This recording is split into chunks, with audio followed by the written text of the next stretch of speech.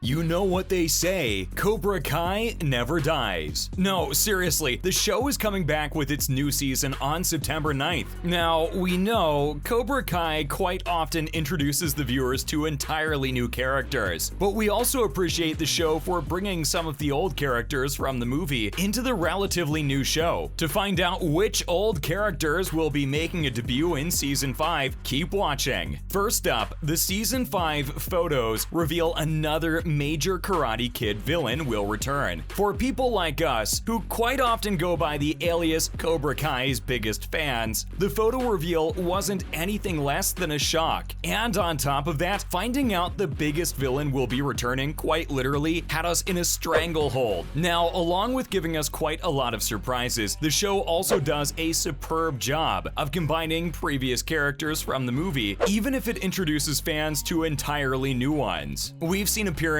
from John Kreese, Ali Mills, and Chosen, to mention a few, throughout the 4 seasons that are now available to stream. We also see one of the biggest antagonists from the Karate Kid film series, Terry Silver, return in Cobra Kai Season 4. And we now have confirmation that yet another big bad will be returning to his role for Cobra Kai Season 5. You guessed it, Cobra Kai is bringing back Sean Kanan as Mike Barnes. Karate's bad boy is one of the greatest villains in the Karate Kid series, despite appearing in only one movie. And we're sure as heck that he's going to wreak a lot of havoc in Season 5. And we just can't wait to witness it all. Moving on, here's what the other pictures revealed. We're way more than excited to know about Mike Barnes' return, but that's not it. The new pictures show a lot of new Cobra Kai students, which was to be expected given how Season 4 concluded. The Cobra Kai dojo won the All Valley tournament in the most recent season finale, causing the Miyagi-Do